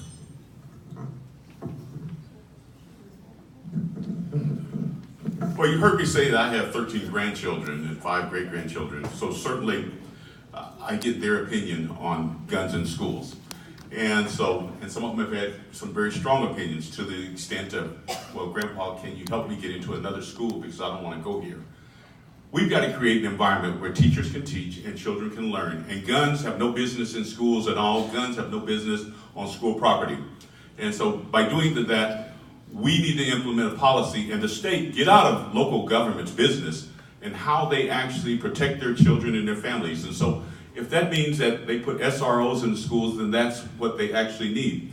But that does not mean arming teachers and arming citizens to come into the school to protect them, because it's not going to work. I know there's a sergeant major in here somewhere, a command sergeant major in here somewhere, and he knows just like I do that there are weapons. You can't control where the round go after it's discharged. And if it takes your child, then it's not a good idea. So let's keep it safe, and let's make sure that teachers teach and children learn. Dr. Arden Anderson, and unfortunately we're in an era of domestic terrorism. 9/11 changed the way we fly. We have to change the way we run our schools. Israel has more guns per capita than we do, but everybody's trained. Nobody gets into a public access without going through security. Our schools need to be run very much like we have to fly. We have to secure them. We do not allow, on military bases or in the military, people with mental health disorders to carry. We do not allow people that are taking medications like antidepressants, because the package insert says side effect of suicidal and homicidal ideation. We do not allow them to carry. Yet we do allow that in the civilian world. We need to stop that. We need better background checks. And I can tell you that arming teachers is not going to work for the same reasons been said here. Teachers are trained to teach, not to fight. Quickly, sorry I ran out of time. I do support the medicinal use of marijuana and all of the advancements that are being made there. I think politicians need to get out of the patient-doctor relationship, and I think that that's going to be on the side of history. So say that I am not for the full legalization and recreational use of marijuana at this time. Now to the question, I too have 6 children. I'm a teacher myself. My wife is taught. I have daughters that are teachers. I don't believe students should ever wonder whether somebody wielding a gun should even get inside the school. And I think Israel and several other nations really show us the blueprint for that. At the same time, I'm a Second Amendment guy. And I think if a teacher does not have the confidence that the federal, state, local authorities are protecting those kids, And if a bad guy gets in the school with a gun and bullets start flying, even the most least trained teacher would prefer to have a gun in their hand to protect their lives and the students. I think they have that right as an American. I would support legislation that allows them to do so if they went through proper training.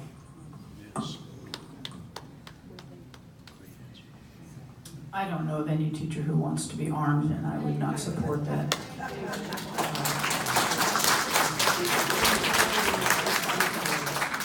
You know, we've had lots of conversation about guns over the past couple of years. We've tried to pass some new gun sense restrictions. Very few of them have passed. We did pass one on domestic violence offenders not being able to have access to guns. We passed one on banning them in our public hospitals, on our mental health centers, in our adult public care homes. We've not been able to get the ban on guns on campus passed yet, but we're coming very, very close to that. We 2020 tied this past year. When I'm governor, what I will do is I will set up a group of folks, stakeholders, law enforcement, educators, public health officials, mental health officials, kids, and parents, and bring them all together, and we will craft a comprehensive gun sense policy for the state of Kansas, and I will use the governor's office to drive as much of that legislation through the legislature as we can possibly hope for. Thank you. Jim Barnett here again. I do not support arming teachers, nor do I support giving cash bonuses like Kobach and Collier have suggested. I do think we should fund our schools so they can have adequate alarms, cameras, locks, doors between rooms, etc., to have safety and evaluate the exterior for removing bushes, trees, etc. I do think that rebuilding and restoring a functional mental health system is the most important thing I could do as a governor. That has been systematically dismantled during the last 7 years with the Brownback-Collier tax disaster. And then to piggyback on what Senator Kelly talked about with domestic violence that's happened in Parkland, the Parkland shooter's mother, the educators, the law enforcement knew this young man had trouble, but yet they didn't have a way to take away the weapons or the ammunition. That's wrong, and that should be part of our law as well. Thank you. Thank you. So we're going to move from guns to criminal justice. Question number 10 on your sheet. Some would say that our criminal justice system is fraught with problems, that it is inefficient, costly, and badly in need of reform. Often, incarcerations for nonviolent offenses result in untold financial and personal hardships for countless individuals and their families. Those most affected are often people of color and the poor. What measures will you implement to repair our broken criminal justice system? It's me. Yes. Yes, it is. This is Joshua Swati. So I think we addressed the big one that I would do as governor when we were talking about marijuana earlier. But there's a few other things. I'm glad to see the state finally beginning to pay attention to asset forfeiture. This is when the state or criminal justice individuals seize property held by people. Sometimes those people have committed crimes. Sometimes it's a pretty big gray area. And the property that they may have ended up seizing may be everything that person owns. And so asset forfeiture is a big deal. The other thing that I think we ought to focus on, and this is about relationships with your local units of government, but it's clear that there are particular communities where we need more training for law enforcement individuals to better understand the communities they serve. Because you go into those communities, you talk with people in Wyandotte County, they'll tell you it's the same group of people getting pulled over all the time, and they're almost always black. And what can we do about that? And we need to rebuild the relationship between the individuals protecting our communities and the people that they serve so that we have good lines of communication there and people know that they're working for everyone. Jeff Caldwell. I've said it once, I've said it twice. I'm going to say it a third time. It's very important. We need to pardon all nonviolent cannabis offenses. There are people in jail that are taking up tax revenue from our state, and that can be better used for other things. That being said, we also need to abolish civil asset forfeiture. We don't need to talk about it anymore. It just needs to go away. That being said, we need to also audit local agencies to ensure that all of the citizens are properly managed within systems. because there is a lot of corruption at the local level right now, and that is something that has been brought to my attention time and time again from different communities across the entire state of Kansas. That is something that is abhorrent for a state to let occur at the local level. Thank you.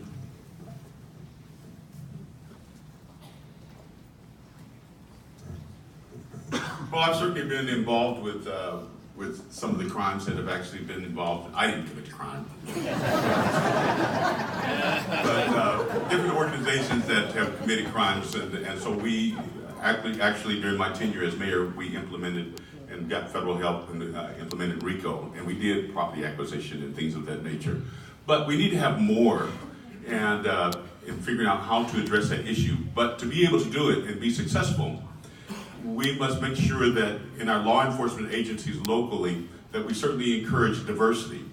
And when I say diversity, I don't mean hiring African American and Latino officers and then go put them in the communities that they grew up in and they arrest a person that was the neighbor or they grew up with. Let's just diversify the entire thing and give training, but we need to have cultural awareness training for everybody. And so I would strongly support that type of activity and being able to do that, but also paying attention that we're not racially profiling and just picking individuals up because of the color of their skin.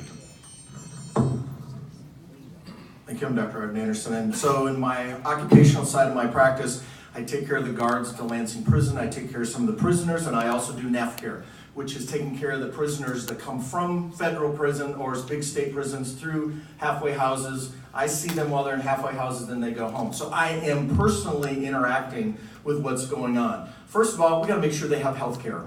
That's a big issue with those folks. Yes, we need medical marijuana, so we stop a lot of this low crime level, well, it's not really crime in many people's minds. Get that out so we don't have that issue. We also need to provide vocational training for these people. We have to deprivatize the prison system because right now, recidivism, which is 67%, is profitable. And you're never going to change that system unless you deprivatize and take the profit out of having a prison. That's the key thing. So many people think they want to privatize everything, because that makes it so much more efficient. Yeah, only efficient for the people that are collecting the money out of state. That's the real issue. They all gave great answers, and I think I agree with just about everything I heard. Great answers. What could I say that would be different?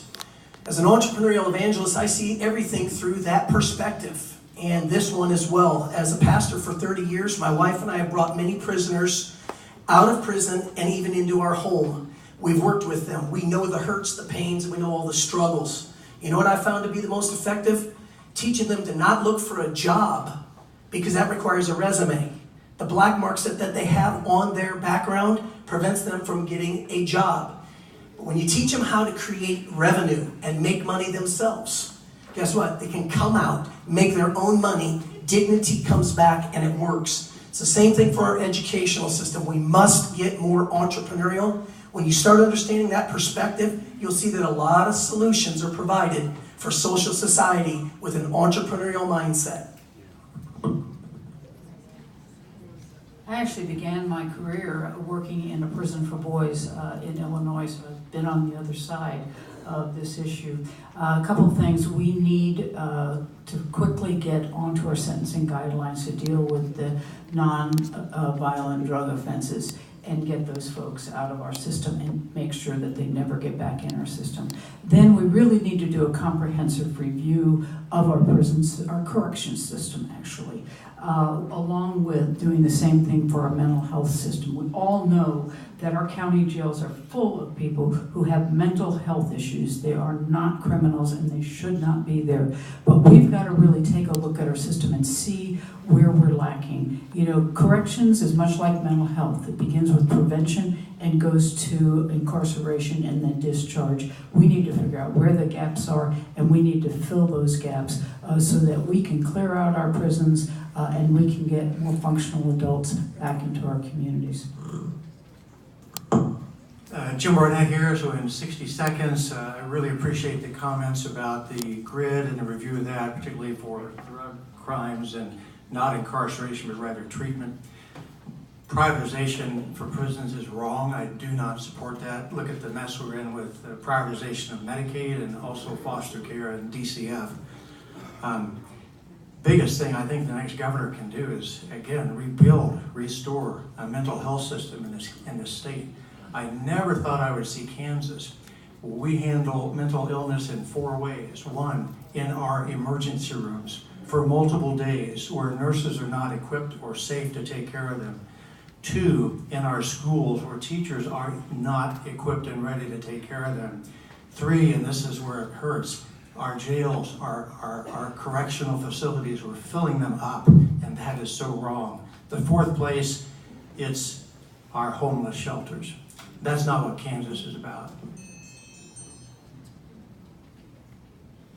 Rick Cluse, as a director of a nonprofit in Topeka, we have worked a long time, probably 9 years, with prison release programs. I was also a previous jail chaplain, so I see the need for refocusing on the individuals. It's not just about when we are ready to release inmates. It's not just about telling them what to do, but we need to tell them how to do it and start connecting and stop tying the hands up of nonprofits and churches where people are volunteering these agencies to help these people out of their own heart and their own resources so we can see recidivism rate go down and stay down. Now, we do need to decriminalize some of the petty things and marijuana and some of the other offenses. It's amazing some of the people I talk to, what kind of time they're doing over just petty things. It's a waste of taxpayers' dollars. So we need to work on that. But primarily, the reintegration process has got to be looked at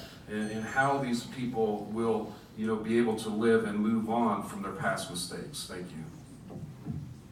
All right, as our time winds down, we probably only can fit in one other question from the sheet, and it is this, number 3 on your questions. Would you sign an executive order that returns LGBTQ state employees to a protected status, affording them the same protections against discrimination in state agencies as other state employees? Please explain why you would or would not. I know some of you have touched on this, but I felt the need to ask the question directly. Jeff Caldwell. Yes, the state should not discriminate. That's it.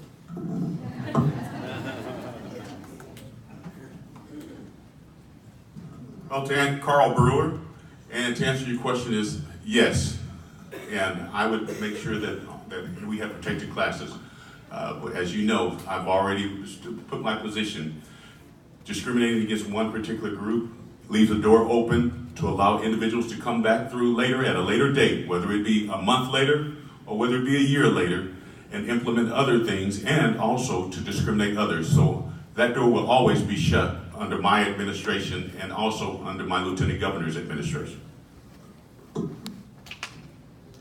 Dr. Arden Anderson, absolutely yes, I will. And we need to elevate this whole discussion to the medical level and to the constitutional level. Number 1, Article 1, Section 10 of the Constitution says everybody has the right of contract. It doesn't just say that straight white guys have the right of contract. Everybody has the right of contract, number 1.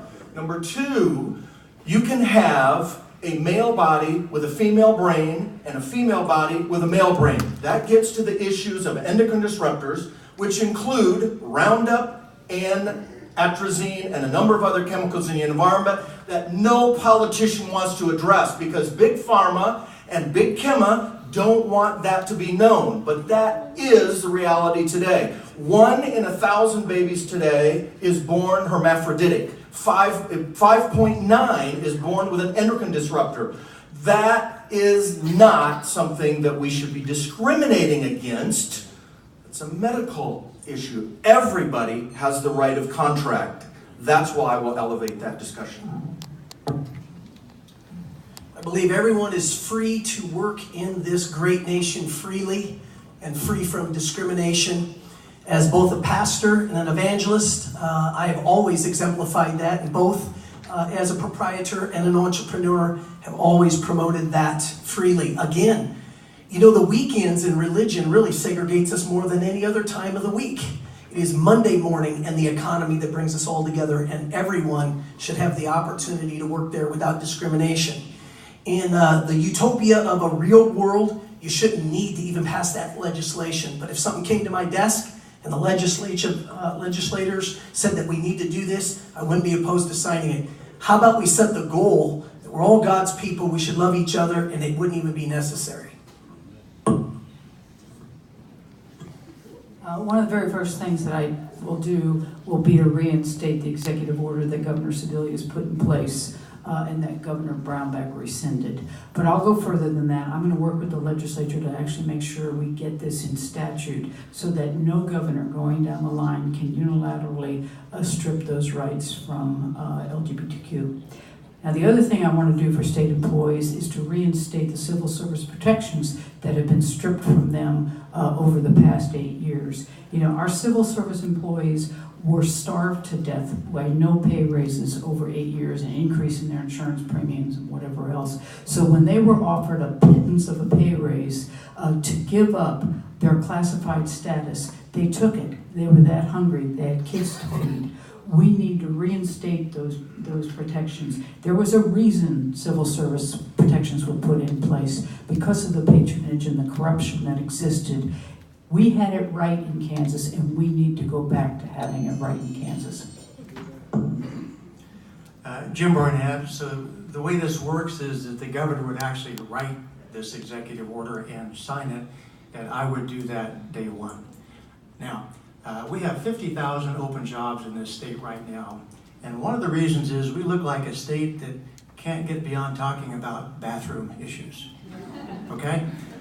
So it's part of the image problem we have in the state, and we need to change that image. I will close by saying that I was extremely disappointed that Governor Collier signed what I think is the most discriminatory bill in long history about adoption. I would have vetoed the bill.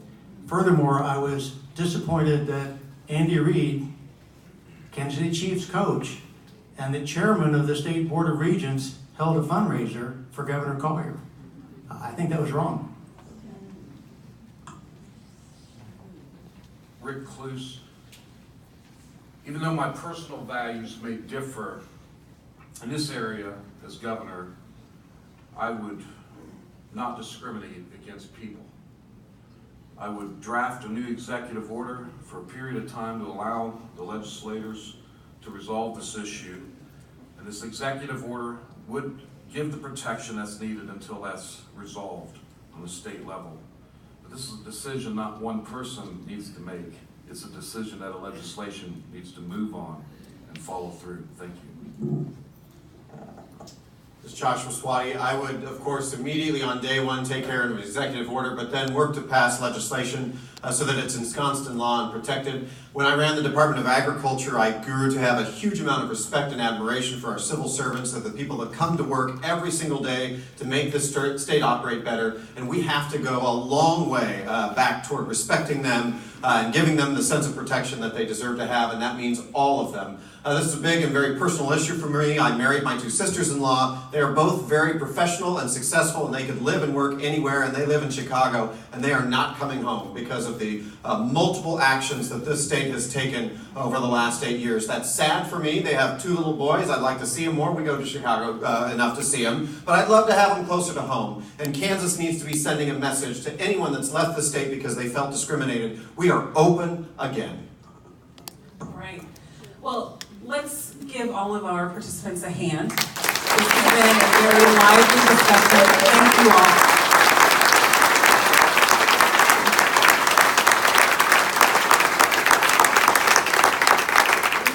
So as we close, I want to remind you all that you will have 2 minutes to provide closing remarks. And within those remarks, please be sure to tell us why you think you are the best candidate to lead the state of Kansas. We didn't have a chance to get to that question, but be sure to point that out. And I want to thank our audience members for being with us and all of our sponsors. So I believe the first person who gets to take that question, the final remarks on, would be Mr. Caldwell. Are you up next?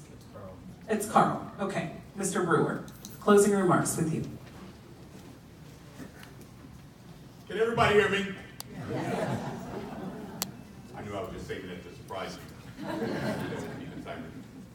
You know, what we're looking at is what's going to change the state of Kansas. And it's time that we had new leadership. We've had a lot of conversation, even on the legislation over the past few years, about what somebody intended to do. or what somebody tried to do. But it's about who can actually do this. Who can bring individuals, Republicans, Democrats, and independents together to bring about change and make you the #1 focus. And there's only one person that can do that, and that's me. I have the experience. I come from the largest city in the state of Kansas, very conservative, winning with about 70%. And so I have proven that I can do that. My background, corporate America, from the very bottom to the very top, from the military, from the bottom to the top, and serving as mayor. There's only one candidate that has had the executive experience and has a track record of success. Not a track record that I tried, not a track record that I intended to, but a track record of proven success of every single issue that we have talked about today. And when you're talking about what's going to go on here, it's going to be about Co-op and Collier. And there is only one that clearly defines that there is a clear difference between them and him. And that's the Brewer and Morrow ticket. So if we want a new change here in the state of Kansas, we're going to have to change leadership, and we're going to have real, true leadership. Not leadership in name only. Individuals that are out there working with you, not afraid to be in your neighborhood, somebody that's already been there and done that. And I encourage you to go to brewerforkansas.com, learn more about Carl Brewer and Chris Morrow, 2 mayors that have been in the communities with you, that have worked inside your home, and have walked in your footsteps. Brewer for Kansas.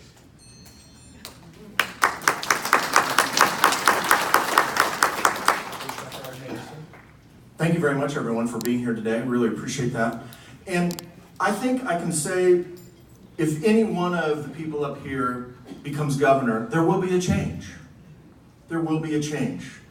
And so, if we look, though, at what are the most important issues, healthcare is the #1 issue nationally, not just in Kansas, nationally. There's only 2 of us up here that have actually seen patients. Anybody else who may claim to, that's practicing medicine without a license. Seriously.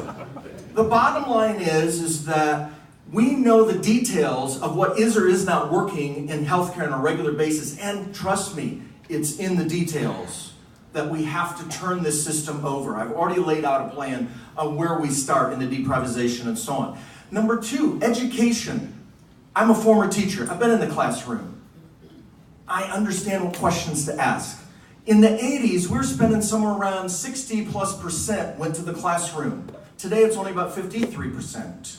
We need to change that. We need to supply teachers with what they really need.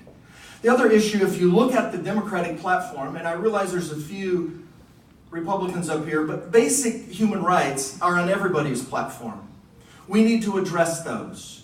We need to address really the economic issues of agriculture here. And the only way that you do that is understanding that you can't be dependent on the feds all the time. You have to diversify. We have to actually overhaul agriculture, diversify it so that we can produce things here for what people want here. And increase the production, clean up the environment. We can do that with appropriate economics. I've taught that for 30 years. And I haven't done it just in areas that have good rain. We've done it in Western Australia, in South Africa, in places where it's some of the most difficult environments. Ladies and gentlemen, I ask for your vote. Please see my website, anderson2018.com, and you can read more of the specifics about all of these issues.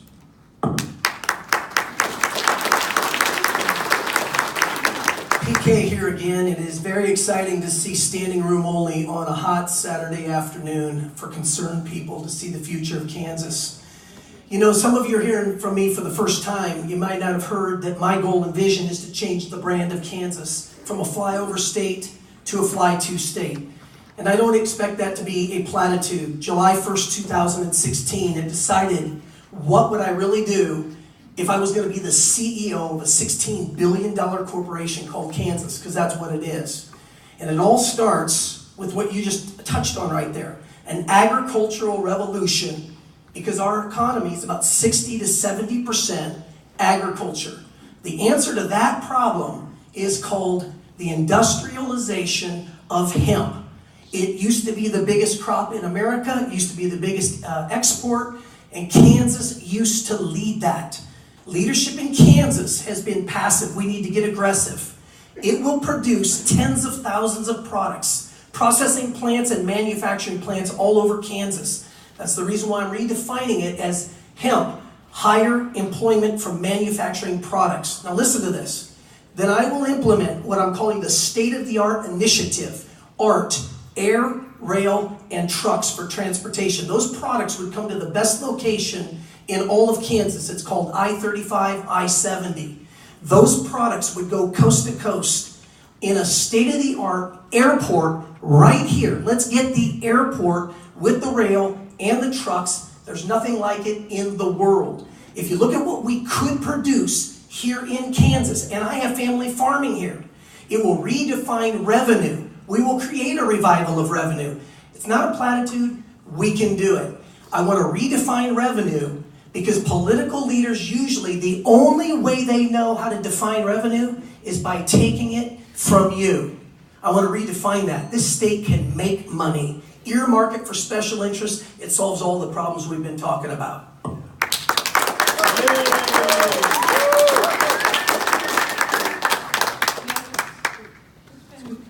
There we go. Okay, it's really been my lifelong mission to work on behalf of our kids and families. You know, the day I walked out of high school, I went to a camp and started working with troubled teens. And then I spent many years working in a psychiatric facility for children with severe mental illness. I got into the state senate, and I've led the charge for our families and our kids in this state.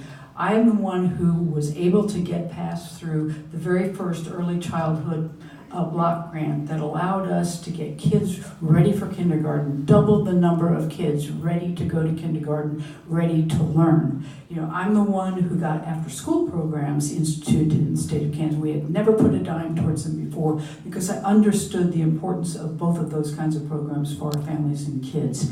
I continue that work in the Senate by funding our public schools and fighting Brownback every step of the way as he was trying to implement policies that we found harmful. This is a critical election for Kansas. We need to elect a proven leader, you know, who has the experience and the skill set and the relationships to walk into that office on day one and get to work. In my 14 years in the Senate, I formed very close relationships and very good working relationships with moderate Republicans. And that's important. You know, we cannot get anything done by ourselves. We have got to have those relationships, and I have got them. I've won 4 Senate elections in a very Republican district. I know how to do that. I can win in November because I'm the one who can bring Democrats, independents, and moderates together to move this state forward. And that is the only way that we are going to beat Chris Kobach. That is the only way we're going to restore our state. I am a no-nonsense problem solver, and I am ready to work for you, with you, and for your families. And I ask for your vote in August, and I ask for your vote in November. Thank you all for being here today.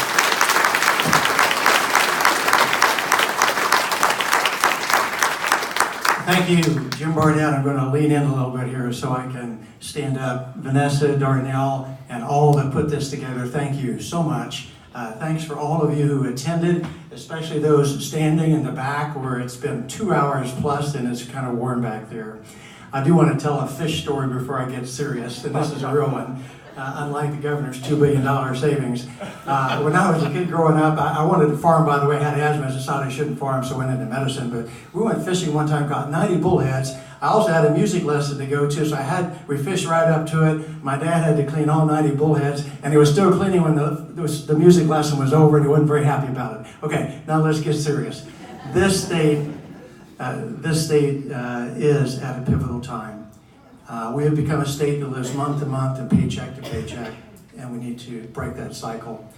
As Rosie and I traveled Kansas, we heard certain words over and over again from people we listened to. The word one, the word unite, and the words work together.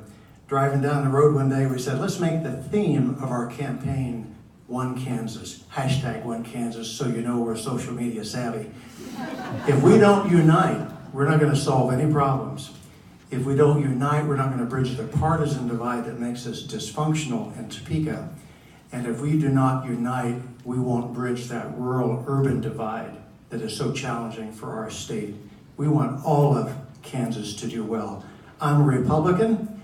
August 7th would appreciate your vote. If you're not a Republican and unaffiliated, you can hold your nose for 30 days and switch parties and vote for me. And if you're a Democrat, you have to know some moderate Republicans. Say the name Barnett. Tell 7, have them tell 7 more. That's the only way we can win. If we don't elect the right governor, we'll never know the Kansas we used to love. Thank you.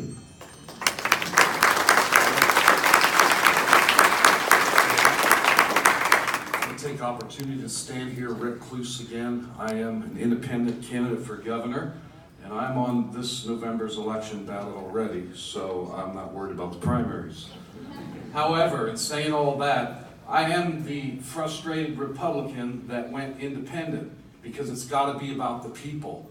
The cool thing about being independent is, should I have the opportunity to be governor, I can reach out to any person on this table up here and appoint them to my staff and to some of the different places that are available if they're willing. But I want to see Kansas unite, and that's why we've taken the time to travel this state and to reach out. And for over a year and a half now, I've been campaigning all over the state. You know, somebody said, what's the definition of insanity? I'll tell you, doing the same thing over and over and over and expecting different results. It's time for something different. I stepped to the plate as a husband and a dad and a grandfather because I love this state. We're at a pivotal time right now, as Dr. Barnett said. We need some common sense things. I'm not trying to bash parties. I'm not trying to start a third party. I'm just saying let's get some things done for the future of all our young people. That's why, once again, I want to introduce my son, Nate Cluse, who's my lieutenant over there, 25 years old. He has a heart and a vision for young people. It's not just words. I could have picked someone from a bigger county to be my lieutenant. But you know what? He has a heart for people and young people, and it's time to see something different in our state. I welcome you to come and visit us, Facebook us, Cluse for Kansas. Go to our website, cluseforkansas.com. Learn more about us. You know, you can be educated, smart, and we've all done that up here in this table in our different areas, but still lack the wisdom to get things done. And what we need is we need to work together. It can't be about one person anymore. It can't be just about the governor. It's a team, and we've got a team if we'll work together, and let's see Kansas move forward in the days ahead. Thank you, cluseforkansas.com.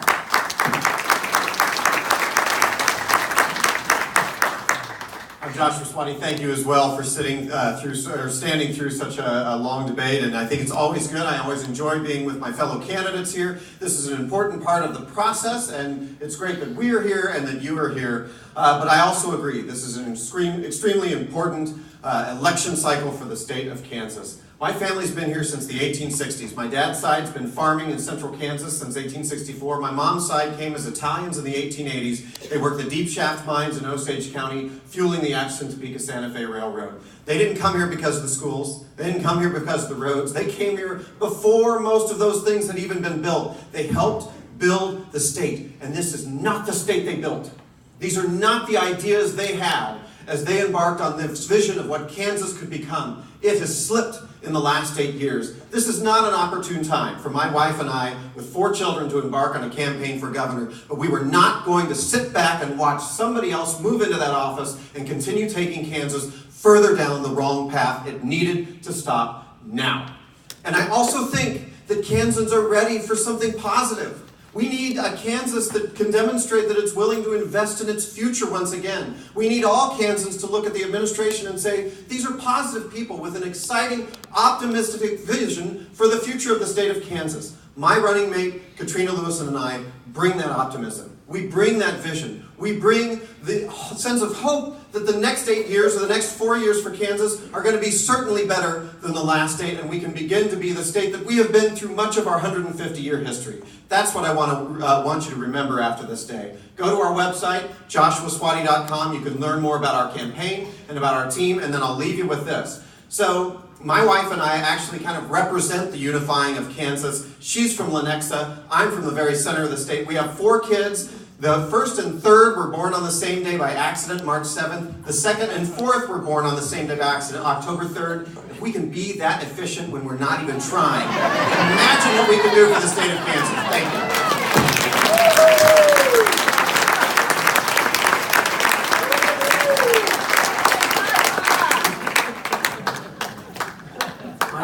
Jeff Caldwell. I am running for governor of Kansas in order to end the cronyism, end all the corruption found in government. I am the only candidate on the ballot in November talking about cutting government spending, cutting taxes where it hurts Kansas the most, and that is actually the food tax, property tax, Kansas gas tax. I also support full legalization of cannabis and defending guns. So I am the only candidate that brings the whole package that represents every Kansan to the table. Each one of my supporters can look at my planks on my website, caldwellforkansas.com, and say that one or more of those points represents them. If you visit my website, please reach out to me through the contact tab if you have any questions, caldwellforkansas.com. I believe that I am the best candidate that represents most Kansans. Thank you very much. All right, what an honor to be here as your moderator, to have heard so many great comments today about important stances on key issues.